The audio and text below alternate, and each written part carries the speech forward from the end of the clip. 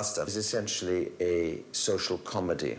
There's a real sense of time and period and social activity. The entire town of Windsor is brought into action in a way that I don't think any other opera involves a social milieu.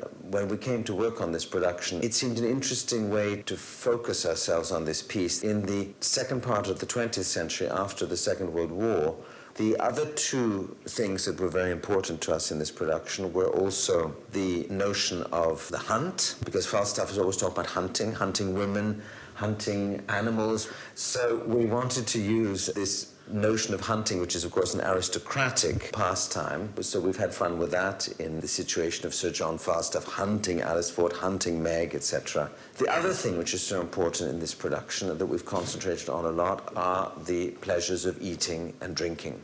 So we've created a production in which there is eating and drinking in every scene. So it's an opera which celebrates not just eating and drinking, but community. Everything about food and drink is about sharing. We've had a lot of fun with this period, notably for the clothes. I mean, Brigitte has its Dior, wonderful cuts of clothing for the women, wonderful use of fabrics, too, great fun there.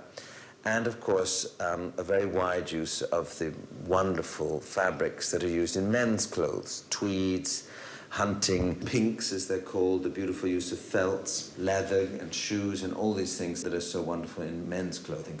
Falstaff is a completely unique work in that it's really an ensemble opera. There are very few arias. There are almost no moments when anyone is alone on stage. So I'm very much looking forward to doing this at the Met with this great company of artists, with James Levine, of course, conducting this, and with Ambrogio Maestri, who created the production for us in London, who was also with us in Milano, and who is, of course, a fantastic Falstaff with all the joy and joie de vivre that this character has to have. And what is so unique in the work is that Verdi, at the end of this extraordinary life, a man of 80 years old, was able to write something so fresh, so effervescent, but yet with this knowledge that at a certain moment the party's over.